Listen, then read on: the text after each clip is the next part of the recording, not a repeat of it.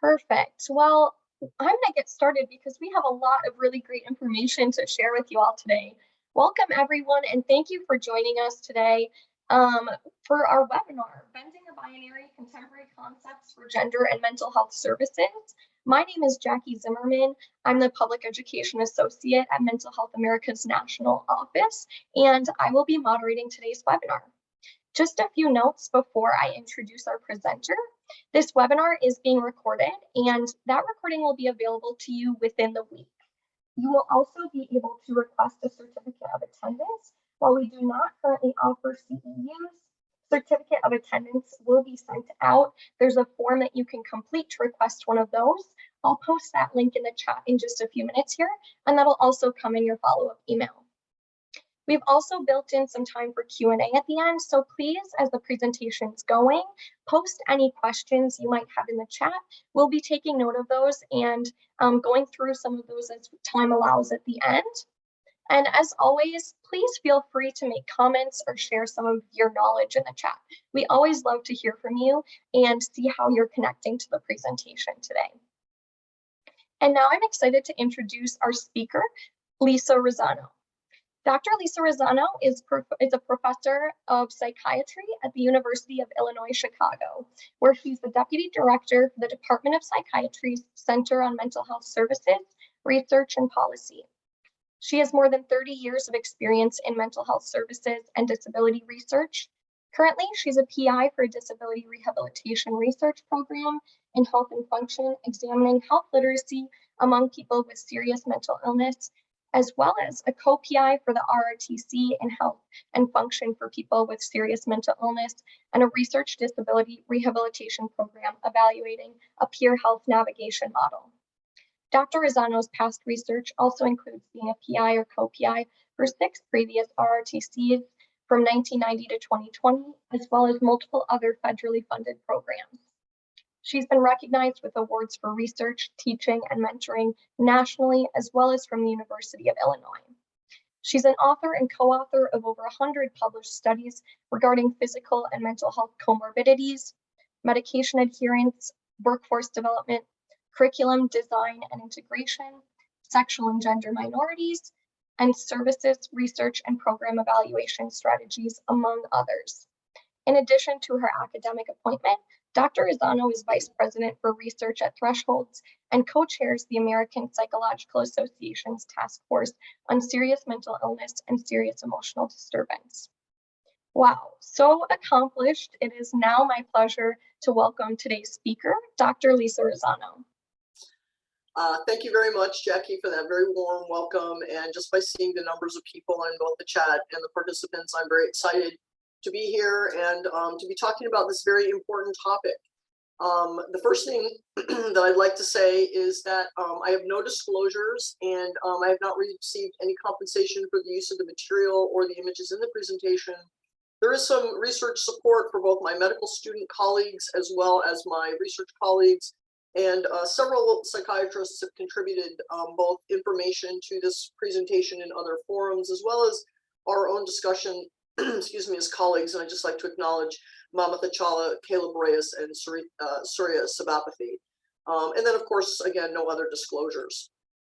The program summary here just gives us a sense of what we'd like to accomplish today and to really talk about some of the things that have evolved over the last 50 years, both in gender science as well as in mental health services and serious mental illness.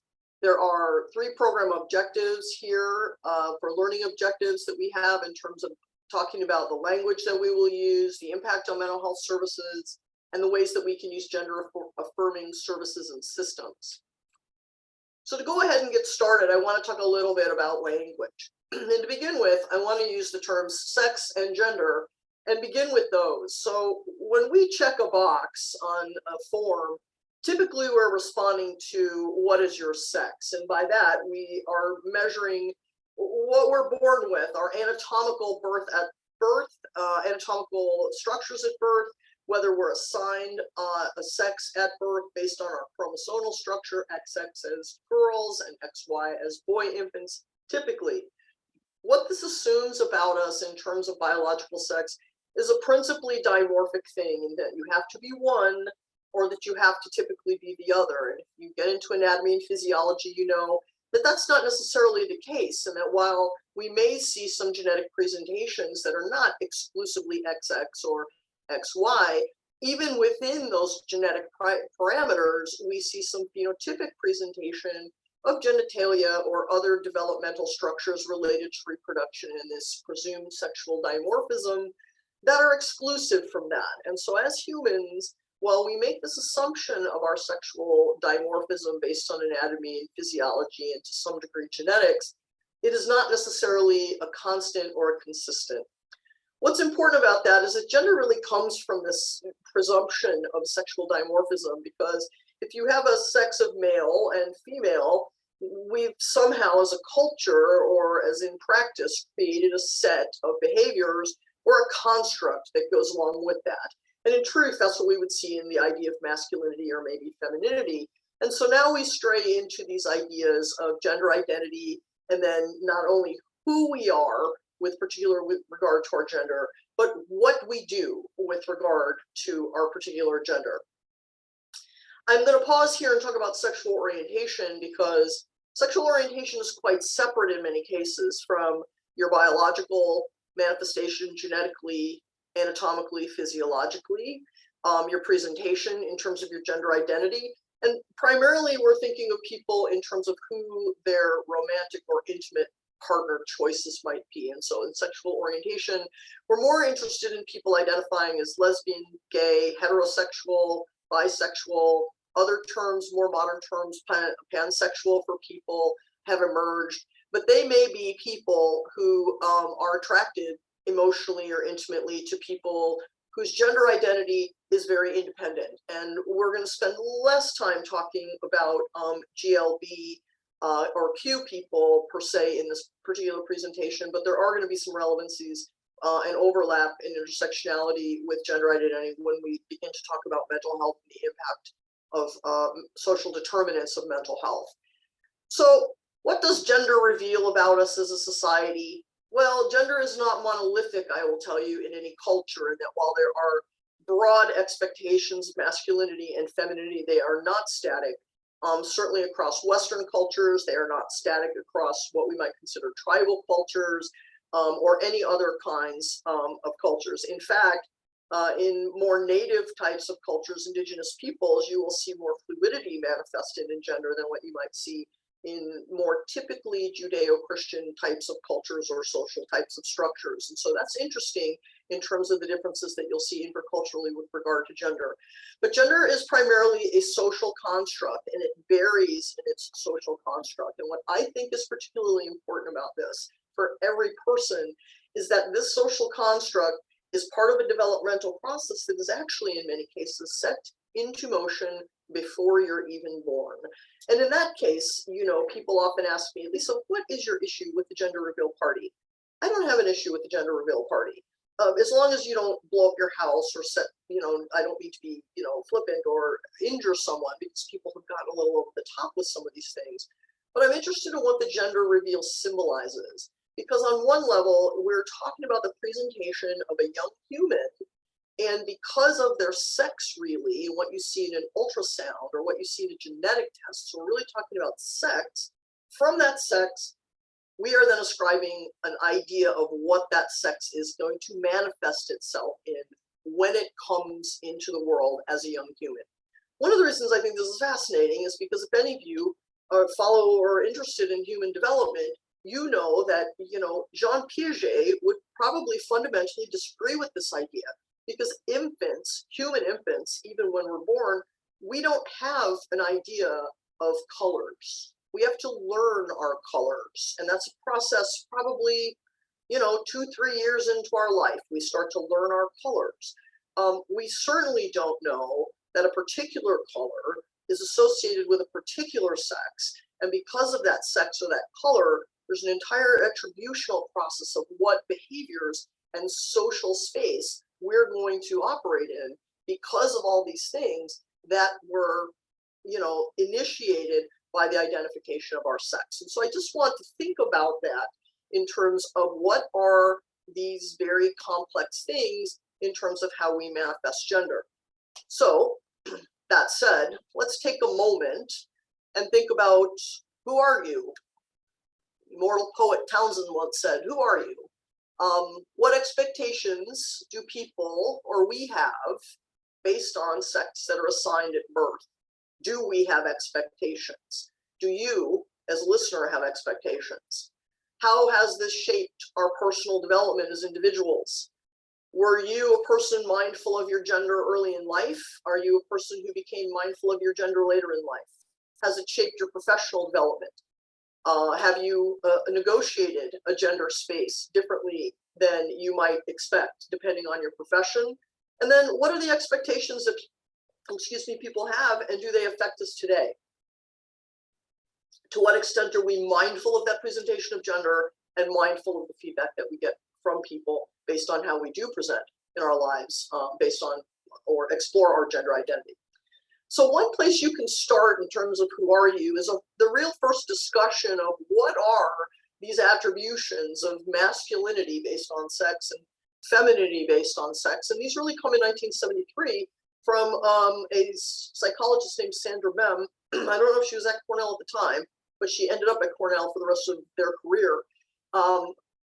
In a cognitive structure, what Bem's research demonstrated is that based on your biological sex and the types of behaviors that you endorsed, you could fit into one of these boxes. And so you can see the pink box here is the feminine box, which would be you are a biological female who endorses primarily this list of attributes that, based on population research in 1973, were most likely to be characterized as the feminine sex role, or based on your sex, these are the things that you would demonstrate as femininity.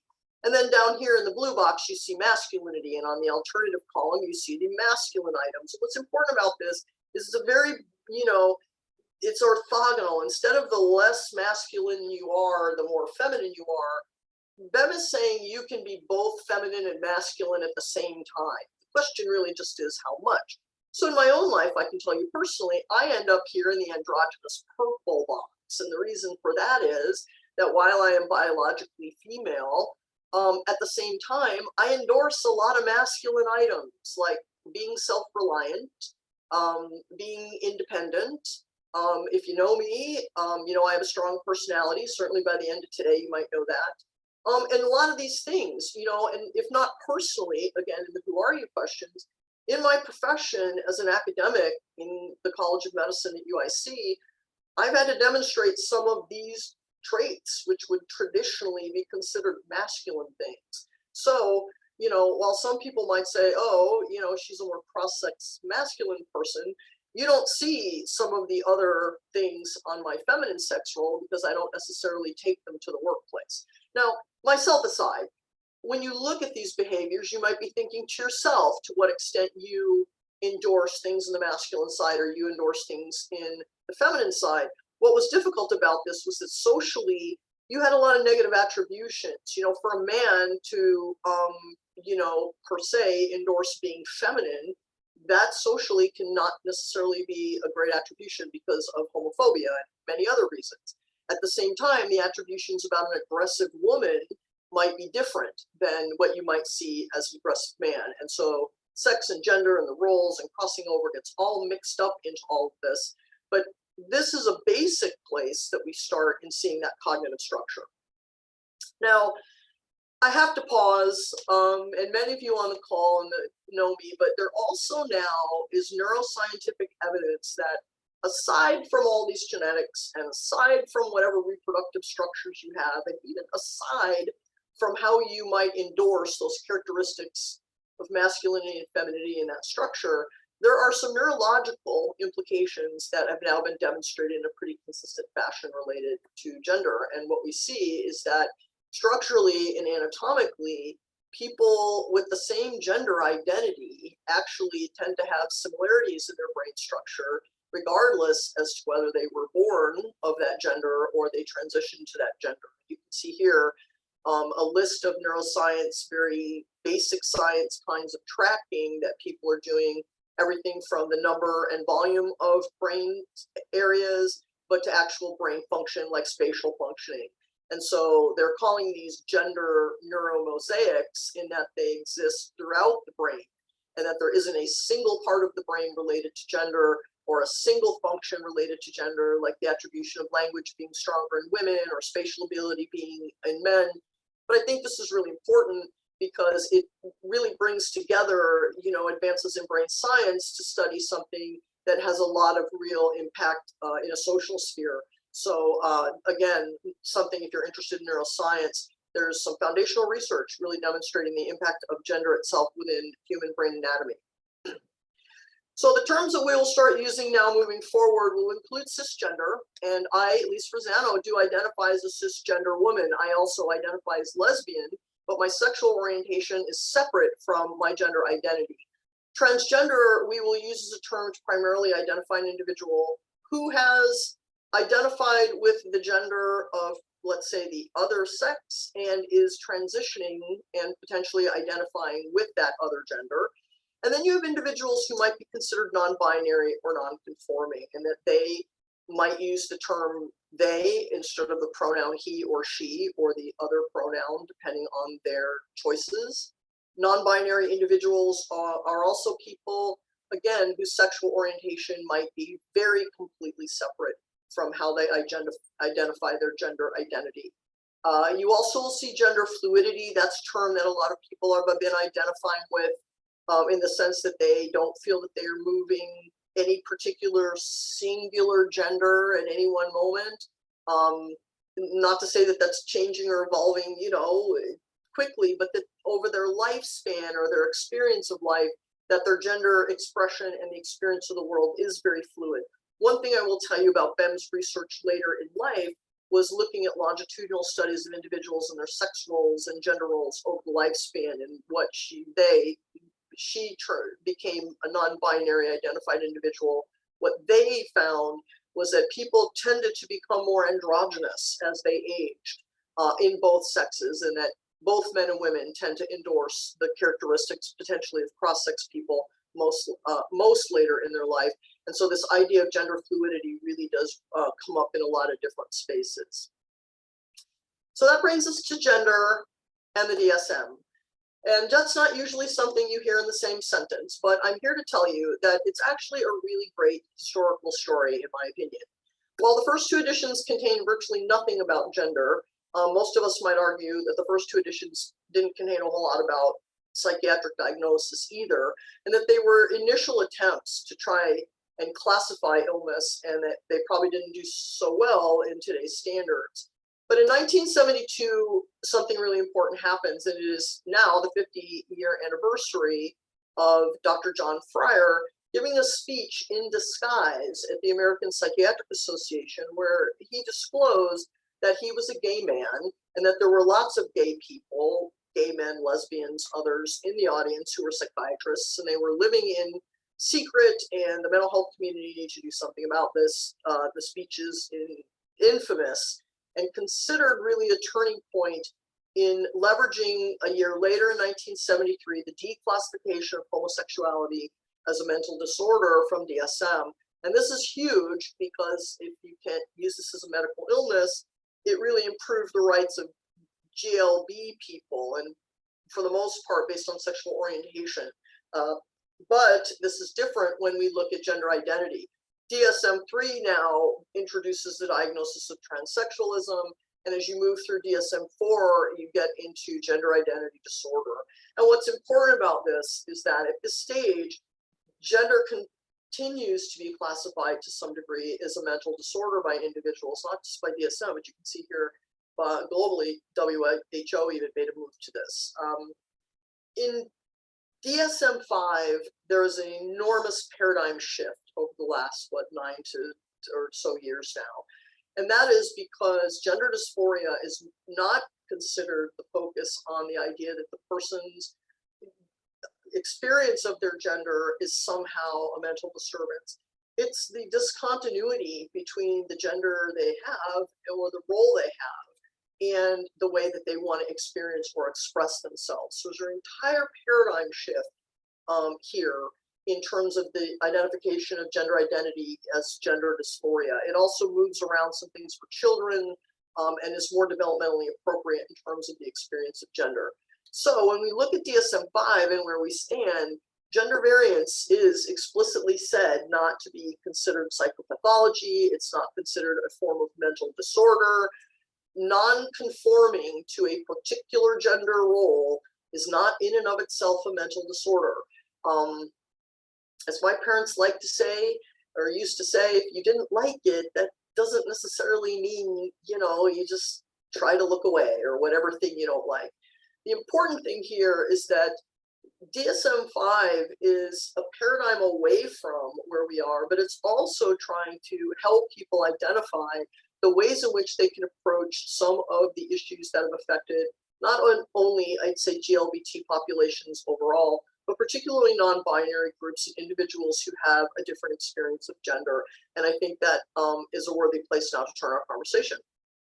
So when you look at community-based, more population types of studies of individuals in comparison to cisgender respondents, and when I say cisgender respondents moving forward, I'm probably going to mean the general population. If for some reason they are not cisgender population respondents, I will make a note of that. But basically, moving forward with the data, that is something throughout all these we will discuss.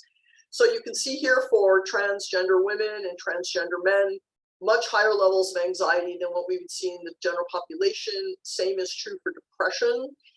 We also see some new research, which is, I'd say, forward, but is not really clearly come out with, I'd say, expectations of how this is going to manifest itself in terms of diagnosis. And that's gender fluidity in what we would see in schizophrenia spectrum disorders, some autism spectrum disorders, and now as more children with autism have become young adults and can, I think, in services describe their experiences, they've been more open about their gender identity and the ways they experience gender fluidity.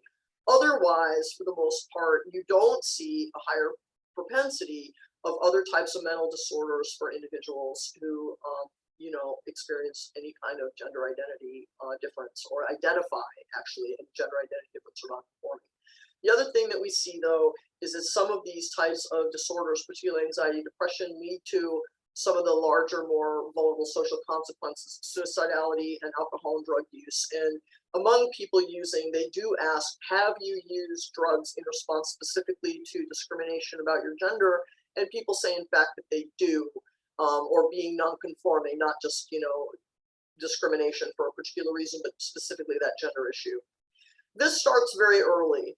And if any of you are familiar with the impact of adverse childhood experiences, or ACEs as we call them, these are things that we talk about among people. Now, individuals do characterize them as early or adverse childhood experiences, but I have to tell you, if you look at the list of things on ACEs, like witnessing a murder, being beaten, experience of poverty, I think they're adverse experiences, whether you have them in childhood or not. And some people might have experienced them early, but they continue to experience them in their adulthood. And I would say that some of that is particularly common among people in community or public mental health systems. Among non-binary kids as early in school age, you'll see the majority have been excluded, and isolation, as you know, is really not an ideal social or emotional space for children between certainly 5 and 10 or 12. And once you get past 12 and into 18, that initial isolation or exclusion has probably escalated or even become more intense, and has led, as you can see, to harassment and bullying. One thing we are learning about bullying just generally as an ACE is that people, particularly with the experience reporting of bullying, are individuals more likely to be violent toward other people in terms of domestic violence or other kinds of community violence. And so bullying is emerging now as one of the more buoyant social predictors among all of these ACEs. Now, 15% of these kids will left schooling, and some have reported things being said to them by teachers. Now, generally what you're going to see with teachers or educators is the misuse of pronouns or the resistance to use pronouns, or issues with regard to personal space, such as places where young children can use the washroom, whether they can change for a gym class or something where, again, their personal or private space would need some kind of I guess security, or they would need to ensure that there was some safe space for them. At this stage, about a third have seen physical assault, some have seen sexual assault, and not everybody is getting support from their family members, because some family members might struggle with the notion that individuals in their family, whether it's a child, whether it's a sibling, or a parent for that matter, is someone who is going to transition. But in terms of this particular reporting, many kids report that they do not necessarily have the social support at home that they may need to address these types of school experiences. Now, as young people get older, we can see research has actually demonstrated that these patterns continue. So again, you can see adverse childhood experiences that continue into adverse adult experiences. We looked at lifetime sexual and intimate partner assault versus in the past year, just to show that, again, there's high rates of that in childhood that could be driving some of this. But when you look at verbal harassment or even physical violence in the last 12 months, these are things that people still tend to report higher than population averages. You can see the immediate effect of being afraid to use a public restroom, having other disabilities, and then other social determinants of health that are particularly important, whether you are a trans or gender non-conforming individual, just as an individual. If you live in poverty, you've been homeless, or you've been participating in underground economies, you're more susceptible to infectious diseases, to substance use, to assault of all kinds. And all of these are the types of social determinants of health that drive health disparities. Again, whether you are an individual with a non-conforming gender identity or you're a cisgender person. Population health can be tough among LGBTQ youth. So I will direct you to data provided by the Trevor Project, which is probably one of the leading studies. You can see here about 35,000 people. And what we see here is that about a quarter of LGBTQ or, questioning youth will identify as non-binary. So that's just, again, to say that there are many individuals who might identify as lesbian, gay, or bisexual, but do not feel that they experience their gender as cisgender. About 50% of non-binary youth will say they're transgender, and then you can see if you're anatomically male or female at birth, there are some differences just in terms of how people might identify as non-binary. But it is still a very, very diverse community. And what's important about this is that, if you ask me about people 13 to 24, I am much older than them. I'm willing to disclose to you. I don't know if I know that much about them, but this wouldn't surprise me that their ideas about how they identify their gender are different. They're not necessarily formed at 13 or 14. For some people they are, for some people they're not, and they will continue to experience that throughout their lifespan. When we look in this particular population from the Trevor Project data within LGBTQ youth, however, we see some very disturbing rates in terms of, again, anxiety and depression under the age of 24. And I want to pause here and note that we have depression in blue and anxiety in purple.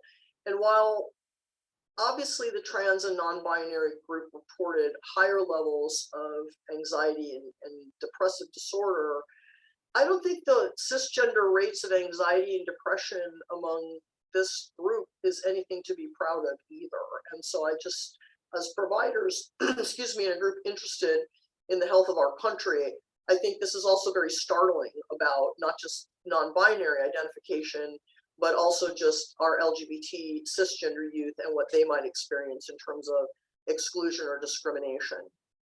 These also lead to some, again, of the most serious consequences. And what you have in black are individuals who have attempted suicide, I believe in the last 12 months. Again, these are Trevor Project data, as well as cisgender individuals.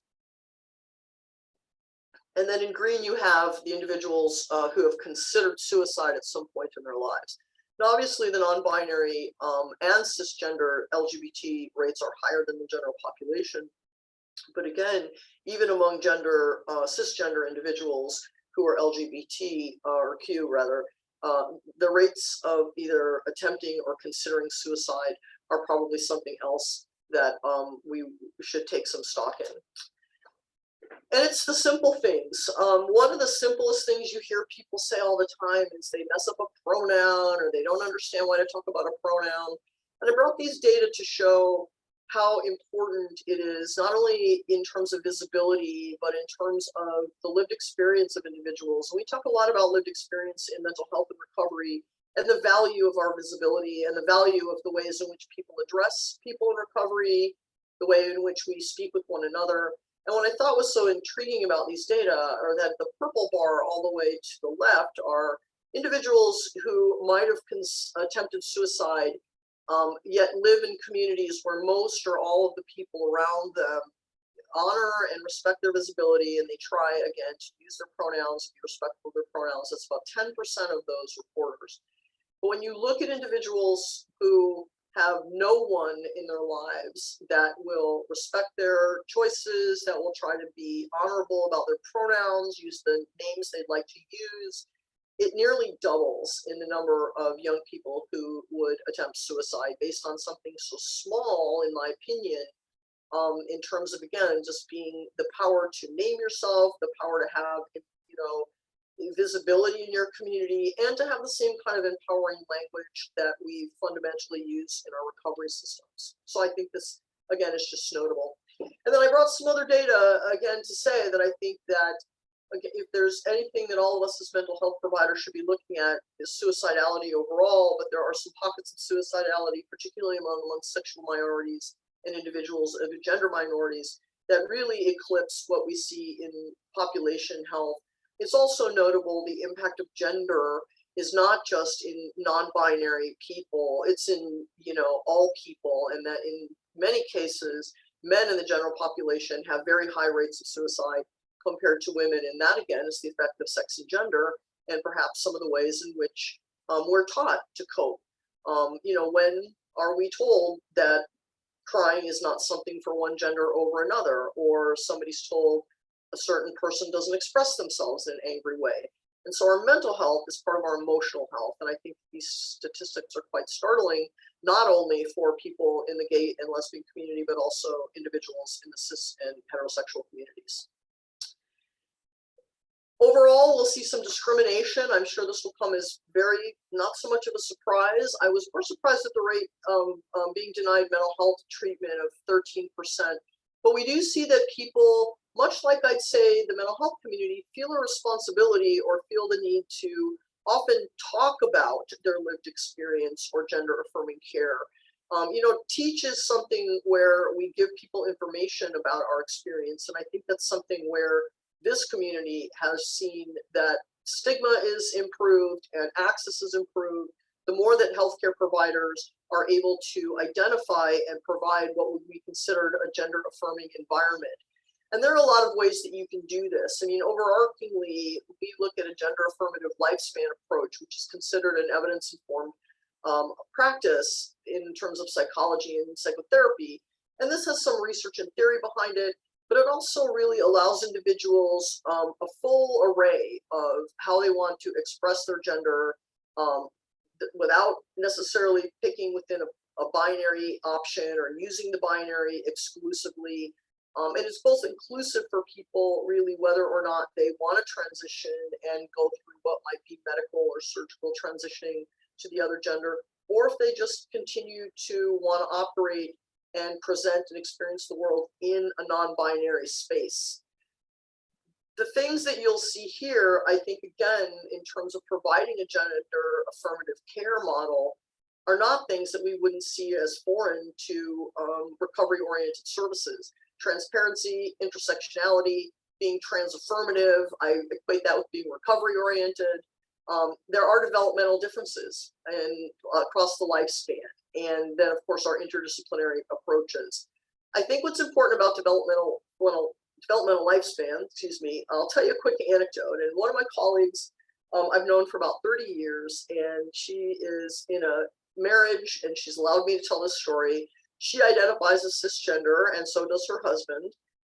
And they are grandparents to a 14-year-old person, and she said that that person identifies as a cisgender heterosexual man.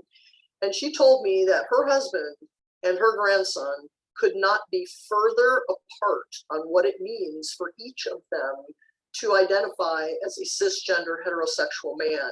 And so I just want you all to think about, even if you check boxes, across the lifespan and how younger people or older people experience their gender or the conventions of the societies they grew up in could be very different, even if they still have the same identity space.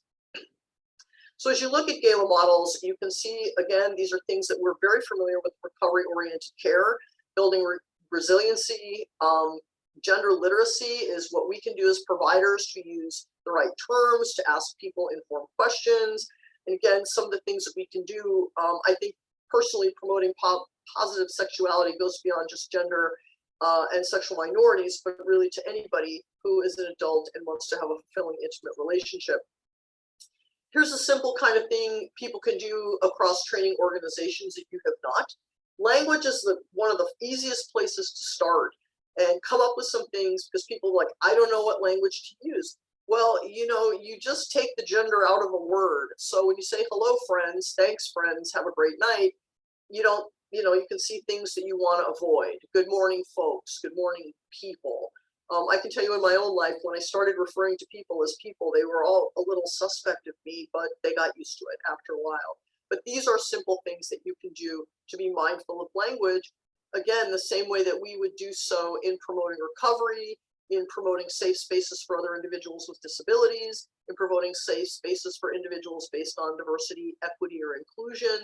And so I consider this among the strata of DEI things in terms of having inclusive and affirming language.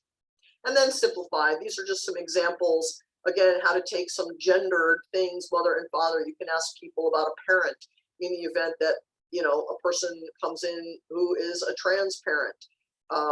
How you ask about a family history. Some of these things may already be things that you're in use, but these again are ways that you can just simplify language and move people and give them some examples to think about. Because when you just say, hey, change your language, that is kind of abstract and it doesn't necessarily help people. But a couple of concrete things like this can really get them going.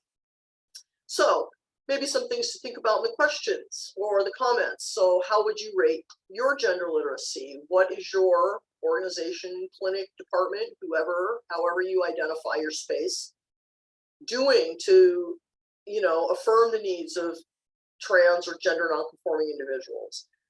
And are there things that you would or think you could do to increase that cultural mindfulness and intersectionality of individuals who identify in a trans or nonconforming space? So having said all that, I think this is a time for us, again, in terms of maybe talking about the mental health of America and your organization and the individuals that we support, something to think about in terms of advocacy. And I will say that because if we really want to talk about the mental health of Americans, then we should look at some of the things that are going on. And these disturb me. I'm a cisgender person, but as a member of the GLBT community, and certainly considering myself an ally to individuals who are trans or non-binary, what we see here is not necessarily supportive. We see criminalization of medical care that might be considered gender affirming. Now, what does that mean, and how do we define gender affirming care? And I think it also sends a message to young people that they have to be cautious about really fully experiencing themselves, what their responses will be. And if we go back to all those slides we looked at about the ACEs that are strong enough in youth in America right now, but also probably more intense among youth with a trans or gender nonconforming identity, these types of legislations may feel harmful to people, or may have people who feel afraid that they can't really come out and talk about their lives in a safe space. The other thing we saw was the isolation and the effect of the isolation of young people very early, 5 to 18 years old, in those student surveys where they felt isolated and separated from their peers. And while, without getting into a long discussion and complex discussion of things like Title IX and accessibility, sports, as much as I understand them, and that's all from my brothers, is a great way to you learn a lot of things. You learn leadership, you learn cooperation, you meet peers, you get along with people to do a task that you normally wouldn't see outside of baseball or football or volleyball or whatever thing you do. And so the other place, and these are different states I want to point out, and these are all available in the public record. These are different states than ones criminalizing healthcare. Those other states might also have sports bills. But I also just wanted to show over in the social and emotional development sphere for young people, transgender and non-binary exclusion continues to go on. One of the things most recently talked about was, I believe there's some potential for female athletes to have to undergo some form of anatomical or physical exam to participate in a sport. I don't know that that legislation has moved forward or it's final, but I know that that's an area where people might move toward. And given some of the recent discoveries people have had in terms of sexual assault among coaches or team members in collegiate and other athletic sports, I'm not sure that's the strategy I might take, but as you can imagine, they have not asked me my opinion. But I also would just, have you think about these less from a person is going to be participating in a sport, but from the bigger picture of the exclusion that this represents in terms of isolating individuals based on gender from their peers. So that's my story, as I like to say. So I've left some time here for discussion or comments or questions. So I guess, Jackie, I could turn it over to you or the team at Mental Health America. And I should say thank you. Yes, absolutely. Thank you so much, Dr. Rosano, for all of that great information. I know we've had some great comments coming through in the chat. I've got a few questions here we can start out with. I'll encourage people to continue posting questions in the chat in case we have time to take a few more. The first question I am going to give to you, this individual in the chat said, what have you found useful when deconstructing the binary in your research? I'm a two-spirit doctoral candidate working on my dissertation, and I have found it exceedingly hard to deconstruct my own language within our binary set world.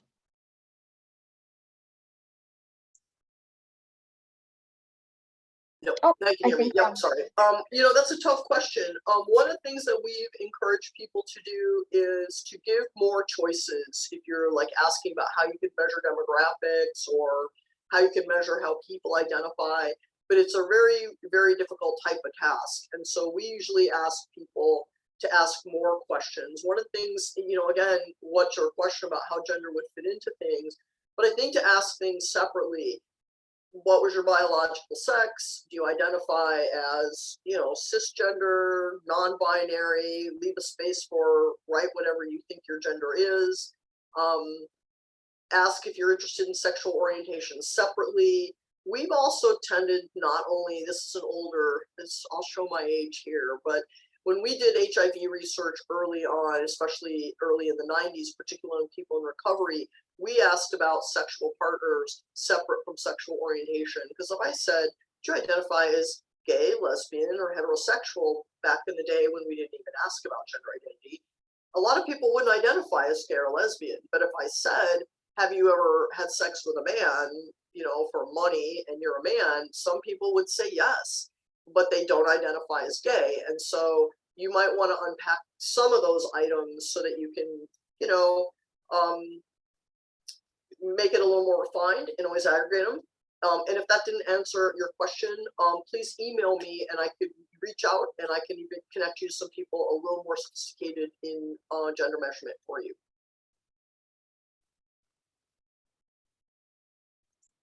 Wonderful, thank you. I will go to our next question, and this individual might have had to hop out, but I know we do have a lot of other people on that work in research and advocacy. This question was coming from someone who's the COO of a nonprofit that provides funding for novel early-stage mental health research. They're wondering what are the top 2 to 3 areas that researchers need to focus on and prioritize to generate knowledge and data that will inform and improve services and policies with respect to gender identity and expression. You broke up a little, Jackie, but I think I heard you asking the question was how could you research both at, the systems, the program level, be used in systems to improve policies and aspects about gender? I think that's a really important question, especially now. And I think one of the things we have to remind ourselves is what is it we're concerned about. But sometimes I think in our society, we really don't pause for a moment and say, what exactly is it I am responding to? And I don't mean to sound cynical, because there's a certain amount of mindfulness included in that. But what is the fear of what's going to happen for individuals who identify and experience their gender in other ways? They want to have families. They want to go to work. They want to own houses. They want to do all the same stuff most of the rest of us want to do. Like, and I don't even like saying that, because there's like an us and them thing going on. They want to do the same thing people want to do. They want to, you know, my brother always says, life, liberty, and the pursuit of happiness. And that's what I don't understand, how experiencing or expressing your gender in a way that is different from your neighbor endangers your neighbor. And I think we have to try to force the wrong word. We have to envision that as communities, as providers. And I do think we, as a community of cisgender people, have to use our power with individuals who are in other gender spaces. I don't think we as cisgender people are going to pave the way for gender equality, but I certainly think we could get out of the way. That might be fair. I also have to shout out to my colleague, Nicholas Love, who I saw in the chat, and we go back a long way. And now I'm, of course, intimidated that that person has heard this talk. So nice to see you, friend. Thank you, Lisa. Hopefully my sound is better and you all can hear me. Another question, this was more of a clarification question. On your slide with suicide and pronouns, were the statistics on that for correlation or causation between pronoun use and suicide attempts? That slide was really just looking at the rates. And so again, it's just looking at, when you look at straight up the rates of individuals who both attempted, I believe it was attempted suicide, and reported their pronoun acceptance, just the rates are straight up 2.5 times. We did not look, and I would look, we could look at those data, I think they're available, to see whether the individuals, and this is probably the case, who didn't have pronoun support might have had other vulnerabilities that would have contributed to stressful environments that might have affected their choices about taking their own life. I will say I brought those data because it's such a simple thing to call someone what they have asked you to be called. You know, if I meet someone named Judith and I call that person Judy and they ask me to call them Judith, I should call them that. And I shouldn't say, oh, that's too formal, or, oh, I don't like that, or, oh, I just don't get it. And I know that probably sounds very reductionist to a group like this, but at the same time, it's very powerful for especially young people to be seen in that way. And so that's the thing I think is so compelling about that, is something so simple. And I think many cisgender people think it's such a burden to acknowledge and to address people in the way that they have been asked. I mean, I'll tell you what, when I was assistant professor, I didn't call somebody doctor a few times. You don't make that mistake again. I think it's parallel. It's a sign of respect, without it being authoritarian, of course, but it's a sign of respect and visibility. Most definitely. Thank you for that. Another question that came in is, if someone is identifying as a trans woman, they were born male and transitioned to female, do they do that by assuming female traits, or do they actually have to have medical procedures to become a female? That's a very complex question. And one of the things that I've started to tell individuals, in my opinion, is I feel that transitioning is almost as personal as grief on some level. Like when a person and I don't mean to say transitioning is like death, okay, that's not what I'm saying. I'm saying that when you experience a loss of a loved one, no one probably else can really tell you how it felt to lose your mother, how it felt to lose a spouse or a sibling, whatever. Your transition or your feelings about your gender are so personal that, you know, however you want to identify that. Now, some people feel that they can express their gender by, you know, I don't want to say decorating, presenting themselves in the clothes or the look of another person. They can be intentionally non-conforming without necessarily using things like a hormone blocker in adolescents or hormone therapies in adults, or having surgeries that would change their bodies to be in a way that is more measured with how they want their bodies to feel or how they want to experience their bodies. So again, you will get the entire spectrum of individuals. So not everyone will transition fully and have all the surgeries, let's say, or all the hormone treatments. Many people do, but not everyone will.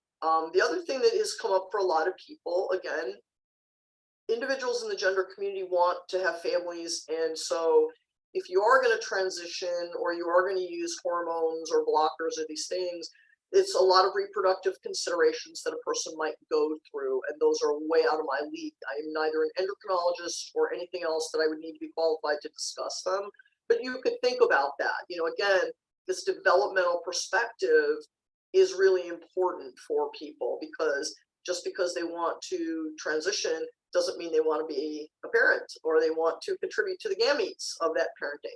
So it's a very complicated question.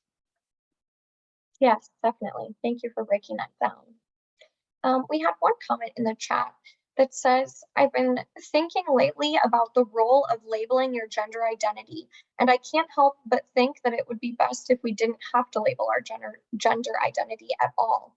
I know that some people find comfort in putting a name to their internal gender experience, while some are intimidated by putting a label on themselves. What are your thoughts on this? My thoughts are, you also have the power to name yourself with whatever you like.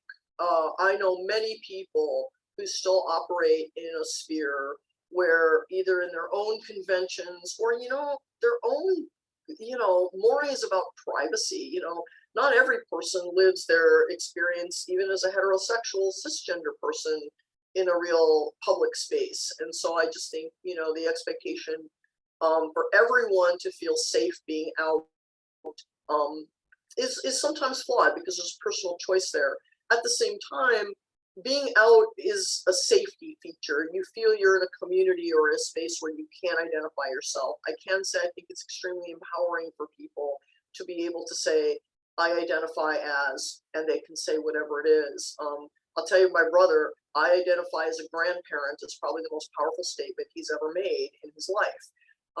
But, you know, in this particular case, I also think it's important for people with power to identify. So, for example, at a meeting, if the convention at your organization is going to be for people to say what their pronouns are, sometimes it's nice for the cisgender people to go first so that they can set the tone for, we are allies here and we have visibility here. Whether or not a person decides they want to label themselves, the other thing I would say is they reserve the right to change their mind whenever they want. So for example, I've never necessarily considered myself gender non-conforming. In 1973, it's a quick one, on my 11th birthday, my gift was the visible head model. I've told the story a few times. I don't know if y'all know what that is, but it was like the visible man and the visible woman, and they were these little models. They had all the anatomy. Well, you could get the head, and it was life-sized. It had everything, the brain, the spinal nerves. It was a nerd's dream. But in 1973, as an 11-year-old girl, that was not a gender-conforming birthday gift. It just wasn't. At that time, did I have any sensibilities about nothing? No, I wanted the visible head. That was as far as it went. It was before STEM. So I didn't know I was gender nonconforming. My interests made me socially gender nonconforming. And that's where I think people, you know, will sometimes think, I just feel me. I don't understand why I'm not conforming. And that's why things can change. Or they become interested in other things. They're exposed to other people, other lives, they age. Aging is a big one. So I would say there's the power to name, but there's no mandate, in my opinion, and people should also have the freedom to call themselves whoever they want. Absolutely. Our next question is someone who's asking about pronoun use and clarification. When someone identifies as she, they, or he, they, does that imply that they accept both types of pronouns, or does it depend on the situation?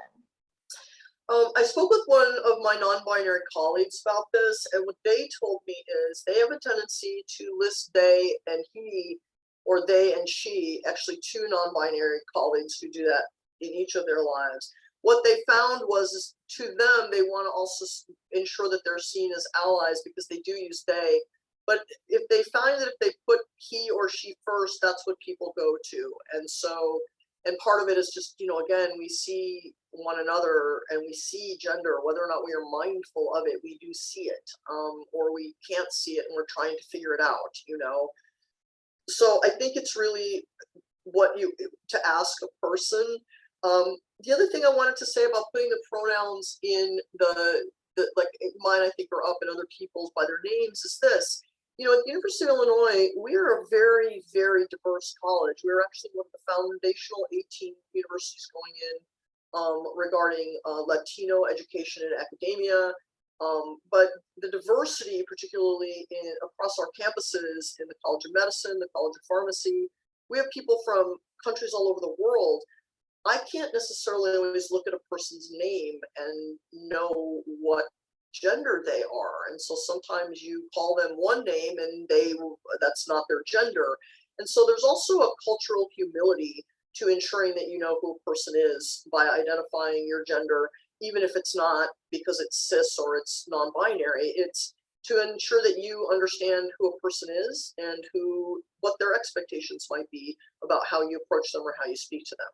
So I just, for me, that was a little intersectional moment. And one of you put, what is intersectionality in the chat? And what intersectionality for me means is the overlap of different things. So, for me, I'm a cisgender lesbian, but I'm also white. And so I have some areas, education, where I've experienced more privilege than I might have, if I was a transgender person of color, I might have some experiences of exclusion or stigma that overlap or intersect. And so I think for me, speaking of intersectionality is to try to look at the multiple prongs and components that make us who we are, not necessarily just that first or, ooh, she identifies as this or they identify as that.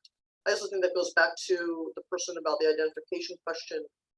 Intersectionality might have a person feel like there's so many, aspects to their expression that one or another isn't enough. Definitely.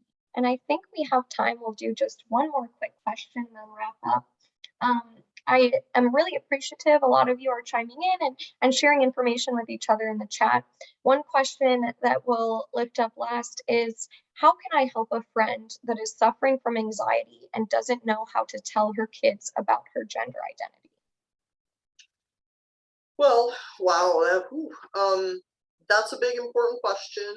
One of them is, for a person who experiences anxiety, it might be important for them to explore what that anxiety is about. Do they experience anxiety, as many do, regardless of their gender identity or their race or their sexual orientation or just generalized anxiety?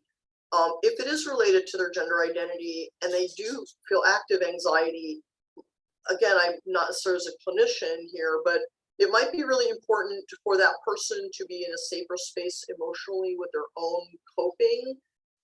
Because to have a conversation with anyone, let alone your own children, about your gender identity, might create some tension or questions. And so if you're nervous, it's kind of like everyone might be nervous. But if you feel very safe and that person has really gotten to a safe space and is like, all right, these are how I will cope with what I can foresee, they are going to go, I think, into a more informed conversation. It's probably never going to be an easy conversation. That said, many young people will be like, it's your parent, but they also might not be as, I don't like to say worried, but worried about the consequences of a like what's going to happen. Like, we're still going to live here. I'm still going to go to school. So the practicalities of those expectations might not be that influenced about gender. But that anxiety is, I think, worthwhile. And many of your clinicians, if you have advice in the chat, but I would make sure that they've got their anxiety a little in check, not, solved, but a little more ready so that when they do have this heavy conversation, they can stay the adult in the room, maybe. Absolutely. Thank you. And I believe you have one more slide with resources, correct? Well, I wanted to say to all of us, happy Pride Month, whoever you are, wherever you are. And then there's a number of resources here, just quickly. The Trevor Project, some other places where you can get information. I strongly recommend Chicago House and some of these other providers in the trans community. And then there's an array of resources and evidence-based materials that I used and my colleagues have used in developing the database slides. And so, again, I would just say that those are there so that if you wanted to look up a paper, but also my email is available in the deck and it's available at the University of Illinois. Please feel free to reach out to me. And if I don't know the answer, I'm more than happy to try to connect you with someone working more deliberately, certainly in the clinical space with this population, who might be able to give you some better advice. Wonderful. Thank you so much. And this slide, just a reminder, the slides, the recording, and that link to request your certificate of attendance will be going out by the end of the week. So all of these materials will be in there along with those last resources at the end that we saw. Thank you so much, Dr. Rosano, for this last hour together. I learned so much, as I can see from the chat. A lot of our attendees learned a lot and are really appreciative of the time. And I just want to thank everyone who's here attending. I really appreciate your questions and your engagement, making this last hour really great. Happy Pride Month, everyone. Have a wonderful rest of your week and look out for those follow-up materials that you'll find shortly. Thank you.